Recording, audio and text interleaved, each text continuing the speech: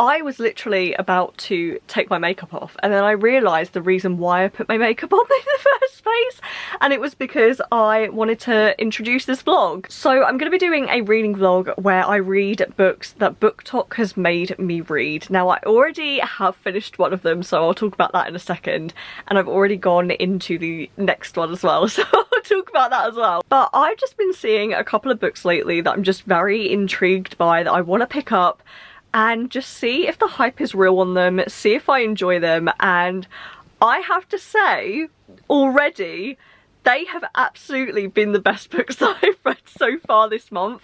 Just for reference, it is currently February, and I so far have had a terrible reading month until I started reading these hyped Booktok books. So I have to give it to Booktok this time. They've actually saved my bacon. So the first book that I ended up reading and finishing is a book that I saw everywhere, and honestly it was one of those ones where I was like, I'll read it eventually, but I'm not that fussed about it. And for some reason I just wanted something quick and snappy to pick up. So I ended up picking up Butcher and Blackbird by Bryn Weaver.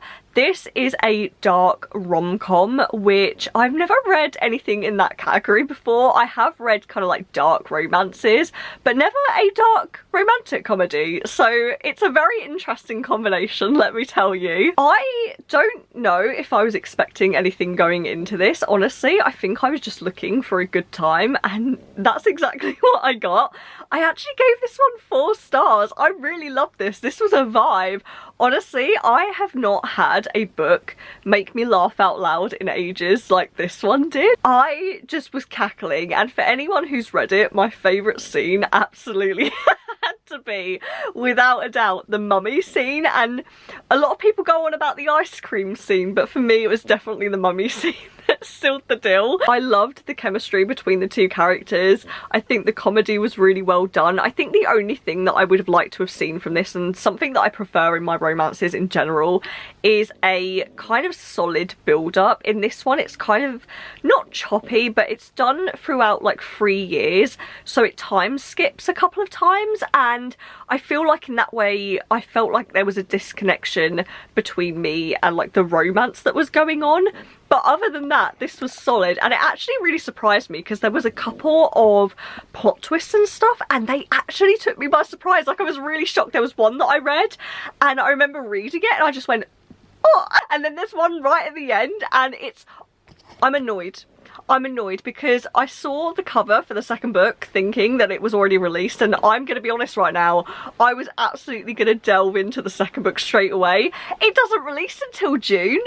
Well, there goes another book on the TBR for this year, I guess. The other reason why I would have taken a star off for this one was that there was a couple of repetitive phrases and character actions that were repeated quite a lot, which I usually pick up on, and it just frustrated me. Like, she rolled her eyes a lot, and he would call her like cute or whatever, and it was just those little niggles that I had that just brought it a star down. But honestly, I wasn't expecting to like this one as much as I did. I was so invested in this romance story. So for those of you who don't know what this is about, because I haven't even said what this is about yet, it follows 2 serial killers. One is named Sloane and one is named Rowan, and Sloane finds herself in a precarious situation where she is locked in the cell of one of the serial killers that she was hunting, because both of these people hunt serial killers. And Rowan ends up coming upon this scene, and they end up deciding to do this competition once every year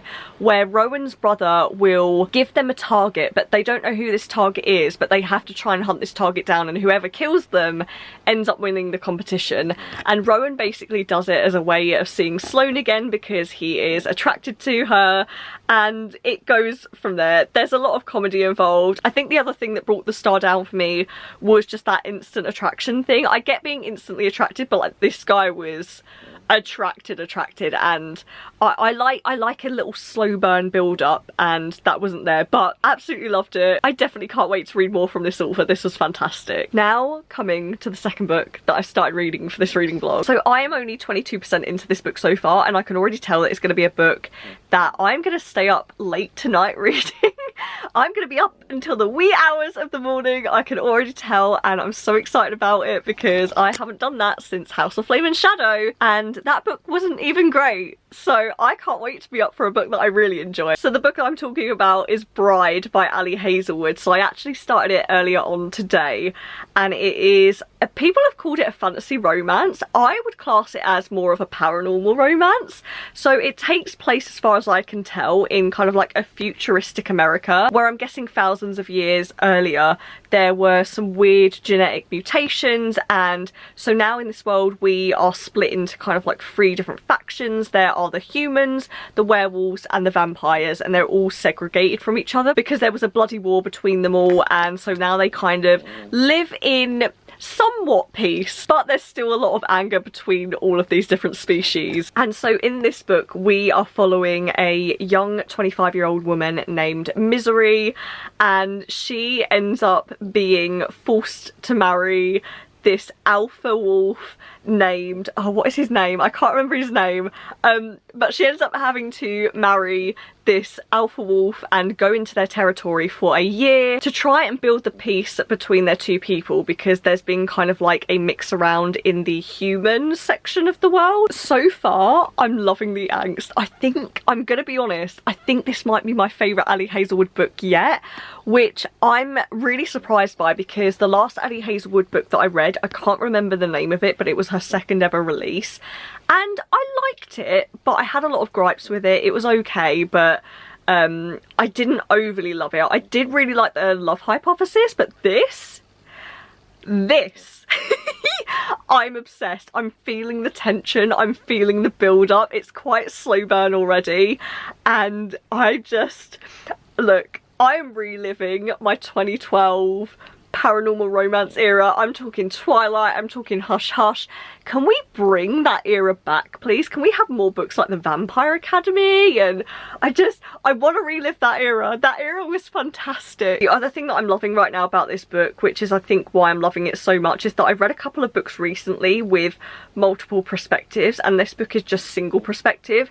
The only time you get his perspective is when you start a new chapter and you get kind of like a header, and it's kind of like his inner monologue of what he's thinking or what he's going through, and then that's it. You just get her perspective, and I love that so much, because I just feel like there's more build up in romances when there's only one single perspective, and that's all I want to see. Anyway, I'm probably going to be reading late until tonight. I need to go and take my makeup off because I can't deal with this anymore, because I've just filmed a video, but I will update you guys when I have an update. I love this book. I'm just obsessed. This is going to be my personality for a while. So, just so you guys know. This is totally unrelated, please ignore the fringe. I don't know what I'm doing with it.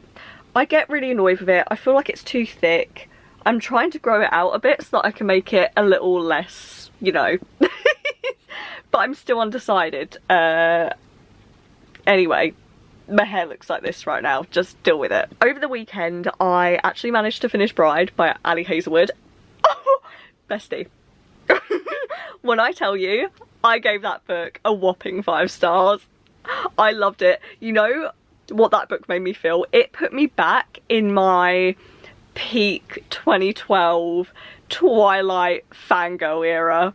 Actually, it wasn't 2012. That was 2009. But 2012, I feel as if that era of books just hits different. You know, like Vampire Academy, the Hush Hush series, the Mortal Instruments, like just, oh, there were so many books during that time that are just iconic, and I feel like that era in general for paranormal romance was, just, it hits different, okay? And this book took me to that place, and I could not get enough of this book. I literally sat down and I read over half of the book in one day because I was so obsessed I could not put it down. The pacing was phenomenal.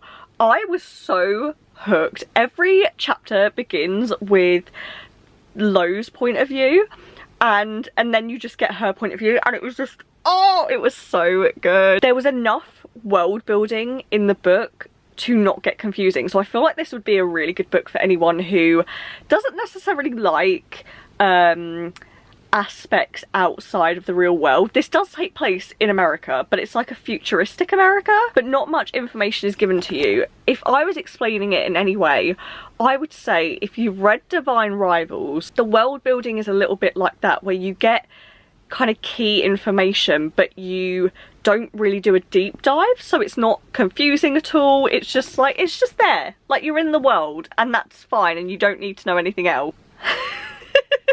My dog's just like compounding down. I also really liked the mystery aspect, which I didn't actually expect to like. Did it hook me as much as the romance? No, I was there just pretty much for the romance, but I did like the added, sorry, my dog's being a knob. I did like the added mystery of her trying to figure out where her friend went and like where she was and what she was up to. I don't really feel as if, do you mind? I don't really feel as if the kind of twist at the end and the big reveal hit as hard as it could have, but I enjoyed it. It was okay. Like, I didn't mind it. I will go out on a whim and I will say that I do think that this is Ali Hazelwood's best book yet. I don't know what it is. I just loved it. And the fact that I only picked this up because one, people were talking about it everywhere, and two, everywhere on TikTok people were talking about this whole knot thing, which when I got to that part of the book I did have to Google it, and I will admit I'm slightly disappointed because I expected something more traumatizing. And in fact, although it was still kind of weird, it wasn't as bad as I thought it would be. Like, I thought it was going to be something really like gross. I don't know, is that wrong for me to say? I don't know, everyone was going on about, oh my god, I wish I never knew what a knot was now and all of this, and I was like, is that all it is? Like, is that what people are freaking out about? Like, I don't understand. Anyway, 5-star read, absolutely obsessed. Also, the fact that Ali Hazelwood has ended that book in a way that she could go back and write about a new romance story, girl, I need it immediately. I need more paranormal romance. I miss that era of books. Secondly, the fact that she finished the acknowledgement saying, I do not thank Ticketmaster, because honestly, I feel that in my soul. Which brings me on to the next book that I decided to pick up, which was a very hard decision for me, because obviously when you go from reading a 5-star book, you ultimately know that the next book probably isn't going to be a 5-star. And also I couldn't really remember what other books that I could read, because there is a book that I wanted to read, but I want to make that a series, and I wanted a book that I would just put in like a random reading vlog. So I decided to pick up If He Had Been With Me by Laura Nolin.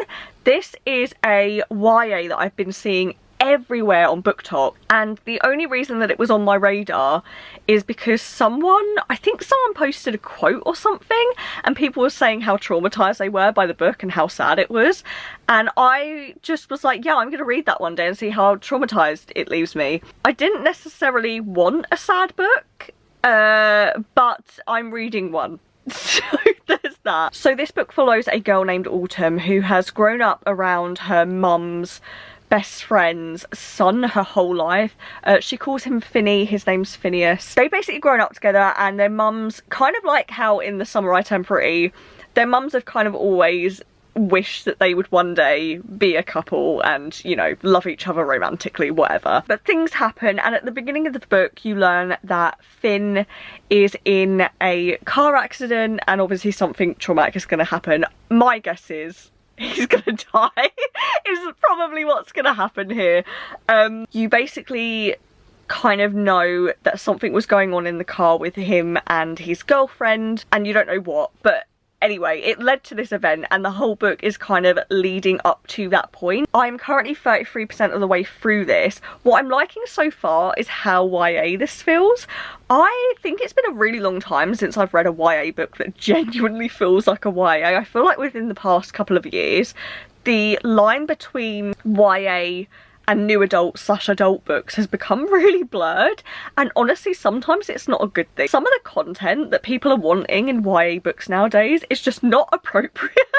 And I'm like, bro, you need to find the right genre. Like, this is a genre that's meant for teenagers, you know, people who are coming of age, you know, and it starts from 13 and goes onwards, so like you don't need the kind of content that you want in their book. But I am loving how YA it feels. Obviously I can't relate to the characters, and I am finding that Autumn is a very kind of naive character, but it fits her age, and I honestly don't find it annoying, because at the end of the day she's a teenager. Like, she legit thinks she's gonna go off into the sunset and marry her boyfriend, which, love that for her, but girl, it's probably not gonna happen. I'm also finding her really naive because there are just kind of signs that her boyfriend is not a nice boyfriend. Like, he's not like abusive or anything, but there are just certain situations that I'm just like, he's kind of an asshole. Like, I think you should go out with Finn. Which brings me on to my next point, which is I really like some of the topics that this book is dealing with. First of all, Autumn is living in a home where her parents are kind of like really on and off arguing, which I kind of like because hashtag relatable. I totally relate to that as, you know, when I was a teenager. The other thing that I'm really liking is, and this kind of relates back to the whole I love how YA it feels, is there are some kind of like sexual storylines, and so obviously it's dealing with, you know, these teenagers who are getting boyfriends, and, you know, they're talking about sex and all of this stuff, and, you know, their friends are gradually losing it and whatever. One of the storylines is that Autumn's boyfriend obviously wants to sleep with her, and she's basically turned around and said, like, no, I'm not ready, like, I want it to be perfect, like, I want it to feel right and everything else. So they haven't, but he keeps, and this is where I hate her boyfriend, he keeps being like, oh, why, like, I'm like, dude, she doesn't want to. Just take the fucking message and leave it. Like, she will when she wants to. And then he'll be really sweet afterwards, which really irks me, but whatever, they're teenagers, they're really naive, and she obviously doesn't realise how better she can have it. But yeah, so far I'm liking it. It's very, very fast paced. When I saw how many chapters this book has, I almost died because I was like, I do not want to read this now. And then I found out that the chapters are only like 2 to 3 pages long. So I'm down for the long haul now. I think I'm on chapter 26, and I think there's like 70 odd chapters, which for a contemporary, whatever. I'm 33% in. I'm hoping to get halfway tonight, if not over halfway. I really, really want Autumn and Finn together, because I know Finn cares about her more than he lets on, and it just kills me inside. Like, it's just killing me. Anyway, I'll update you when I have an update. Okay, so I am now 91% of the way through. It is now the next evening. I did a little bit of reading earlier on in the day on my phone, because I've got the Kindle app on my phone, because I've realised that carrying this around sometimes is a bit inconvenient. So I've got the Kindle app on my phone, and I was doing a little bit of reading on there. 91% in, I have 9 chapters left, and I'm gonna be honest, I'm really mixed about this whole thing, because in my mind at the minute I'm going in between a 3-star and a 4-star, and I feel like if I rate it a 4-star, I'm doing a disservice to the people that would pick this up thinking that it's gonna change their lives, because I don't think the writing is great. Like, there are certain aspects of this book that I wish would go deeper. You know, we've got these characters who are dealing with some really big issues, but sometimes I feel like they're just brushed over, because I feel like the main storyline is about our main character Autumn and her childhood friend Finn, but sometimes I just wish that those topics would be kind of broadened upon a little bit. I have this very melancholic feeling when reading this book. Like, I felt sad the whole way through already, and it hasn't even got to the big climax yet, which I know is coming up. I feel like there's a little revelation that's about to happen for Autumn and Finn, which I'm so excited for. I'm just, okay, what's really gonna crush me is if they don't talk about their feelings to each other and he dies. I don't know that he dies, but I have a funny feeling that's exactly what's gonna happen. Obviously I'm not gonna spoil it. Whatever happens, I'm not gonna spoil it. Is it possible that there will be a clip of me having a breakdown in this video? Yes. But we'll see. But overall, do you know what feeling it's giving me? It's giving me the same feeling that I had when I was reading some of the... You know what feeling it's giving me? It's giving me the same feeling that I had when I read the second book in the Summer I Turned Pretty series, because that book just felt so... It felt like a book where you just felt like you were in such a reminiscent mood because you were wishing for something that you knew couldn't happen. And that's exactly how I feel in this book. Like, it just feels, I don't know, like, I just feel so melancholic reading it. I don't know how to explain it. I do feel like the writing style is, I don't want to say it's choppy, but it does jump a lot. So you'll be in kind of like one scene and then it will skip ahead, and then you'll be in another scene and then it might be like 4 lines long and then you're somewhere else. I don't actually mind it. I feel like it's making me read it a lot faster, and to be honest, when I first started this book, I probably would have said that I wouldn't read the sequel. I think I'm going to read the sequel because I actually didn't realise there was one, and now I know that there is. I think I'm going to read it. I really love Finn. I think he's so precious, and I want to protect him at all costs, and I just know something horrific's going to happen, and I'm not ready. Oh, I'm not even in my sad girl era. I don't know why I chose to read this. It was a bad idea. Anyway, I am gonna get on with it. I'll see you when I'm having an emotional breakdown.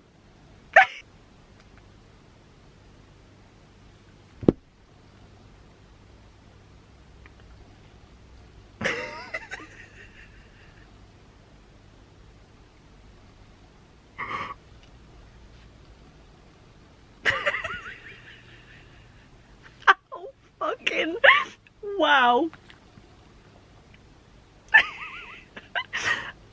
I need to have words with this author.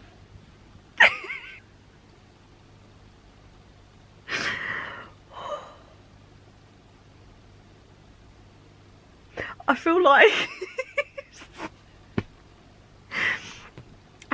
I should have ended this book way before chapter 8.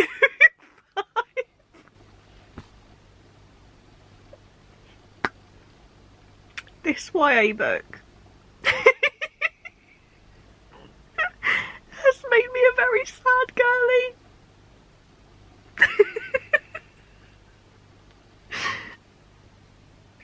And this, my friends, is why I'm afraid to pick up A Little Life, because this isn't even that traumatic. And I hate to think of what A Little Life is like. If people are saying it's the saddest book ever, I won't make it through alive. Aww. I take it back, this is traumatic. What the fuck? This is such a silly little YA book. How is this getting me so emotional? Oh. Why? This is so sad.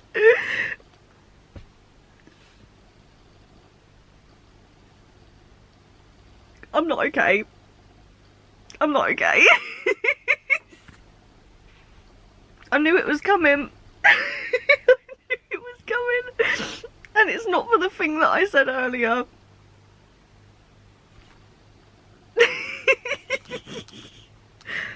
I'm pissed. I'm gonna have to see what this sequel is about, because that book, how could you end a book like that? That happened so fast. What the fuck? I think my final rating is going to be a solid 3 to 3.5 star. Everything in me wants to give it a 4. I don't know. I feel so conflicted because I feel like the end was so fast. Like, that ending was so fast and I've had little time to catch up. I do feel like Autumn was very naive, but I do feel like that's a reflection of her age. And I feel like the reason why I've loved this book so much is, as I said at the beginning, it feels like a YA book. Like, this is what I remember YA feeling like. You know, there's no spice for the freaky people on the internet who are always like, it needs spice. YA is a spice-free zone, my friends. The characters feel like their age. Obviously, I feel like sometimes they say and do things that I'm just like, which I also feel is a reason that I'm giving it 3 stars, because there were just some things that happened that I was like, really? No. No. But the characters felt like their age. They felt young, they felt naive, they felt like they knew everything, they actually didn't. And I'm sad now. If I could just erase chapters 84, 85, 86, 87, 88 and 89, that would be fantastic. I'm sad girl TM now. Fuck you, Booktok, for making me read this book. I'm just, oh, I'm really sad. I'm actually really fucking upset right now because I'm gonna be thinking, I'm gonna be thinking about this for a while, and I'm gonna be very sad about it. Oh, if this isn't a reflection of my roller coaster mental health, then I don't know what is. I'm really upset about how this book ends. Was it obvious? Yes. Did it still make me sad? Obviously. I honestly, are there issues with the writing? Yes. Is the book quite obvious in where it's going? Also yes. But it was such a fast read, and honestly, I feel like I got attached to these characters just as quickly as I got attached to the characters in the Samurai Temporary. It was giving me the Samurai Temporary buzz. Feels quite nice because YA is one of those genres that I still stick to because there are books like this out there that I really enjoy. Wow. I feel like this reading vlog has been a massive success. I don't know how long this is going to be. I'm really sorry that there's no like B-roll and I'm not one of those fancy reading vlogger people. I'm really sorry. Hopefully someone watches this. But it's been successful. All 3 books that I've read, I can't even remember what I read now. Bride. What was the other one? I read something else as well, didn't I? I can't remember what else I read. Oh, I read Butcher and Blackbird. But all 3 books that I've read in this reading vlog were fantastic. I loved them, except for the last one that made me sad. I will not be reading any sad books for a while because I don't need that in my life right now. Anyway, if you've read any of these books, then please leave me a comment down below telling me what you thought of them. Obviously keep it spoiler free. If you guys enjoyed this video, then don't forget to give it a like, and if you'd like to see more content from me, then don't forget to subscribe because there is always another video where you will see me have a mental breakdown. And until the next video, I will see you then, so bye guys.